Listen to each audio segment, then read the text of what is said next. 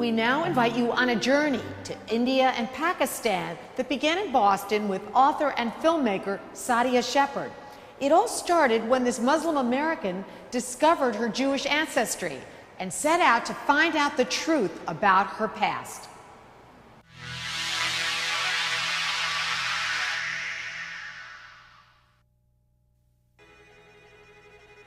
One Saturday morning, my mother and my grandmother were talking in my grandmother's bedroom, and I wanted to know more about what they were talking about.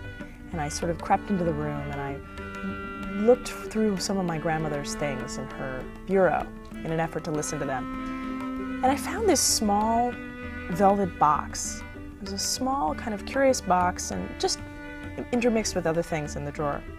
And I thought that was interesting, and I opened it up and I saw there was a tiny silver pin. I thought that was interesting, and I looked closer and it said, awarded to Rachel Jacobs. And it seemed to be some sort of a medal, and awarded from her nursing school. I remembered that my grandmother was a nurse. And so I said, Nana, who is Rachel Jacobs? Who does this belong to? And she said, that was my Jewish name. That was my name before I was married. Sadia Shepard grew up outside of Boston with her Pakistani Muslim mother and Christian father. It was a multicultural household, celebrating both Ramadan and Christmas. Sadia was to add yet one more faith to her world. At 13, she learned that her grandmother, who lived with them, was a descendant of the Bene Israel, a tiny Jewish community in India who believes that they were one of the lost tribes of Israel, shipwrecked in India 2,000 years ago. The Bene Israel are the only group of Jews in the world that have virtually escaped anti-Semitism.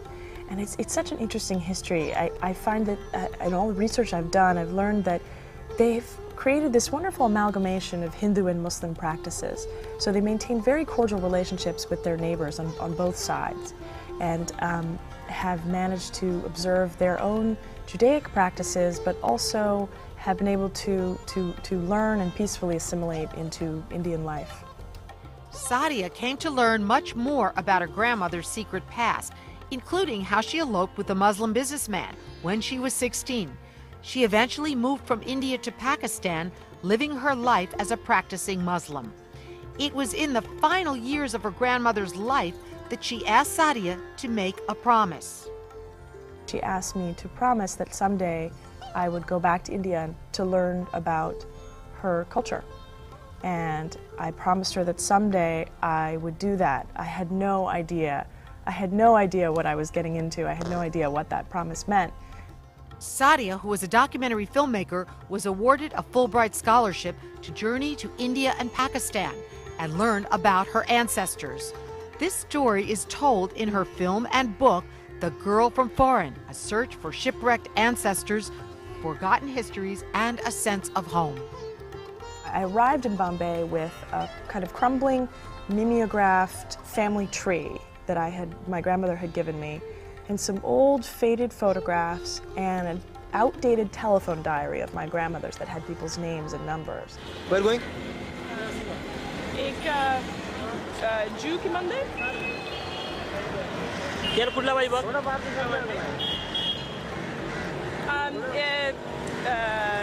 Israeli masjid? Israeli masjid? Masjid. Masjid. But Jewish masjid.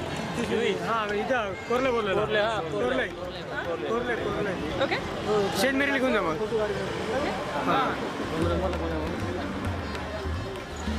South Florida became her grandmother's final home in 1998 when Sadia's parents, who were both professors, were hired to teach at the University of Miami.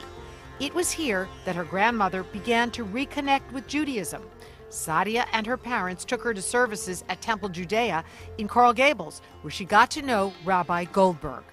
This was towards the end of her life, and she wanted to find out some answers and explore more of who she was at that point, which is not so uncommon for anybody as they age. Sadia's grandmother also reconnected to Judaism through her physician, Dr. Robert Schwartz, head of family medicine at the University of Miami.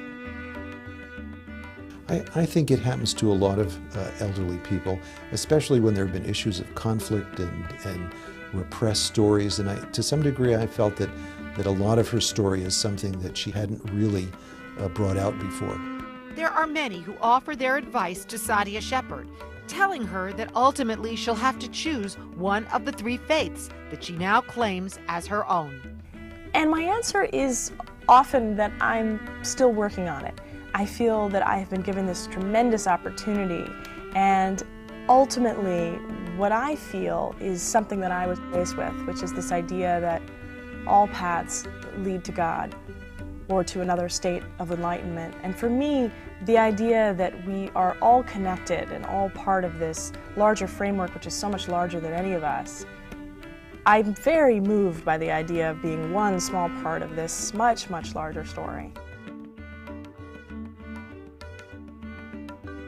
For more information about Sadia Shepard, visit sadiashepard.com.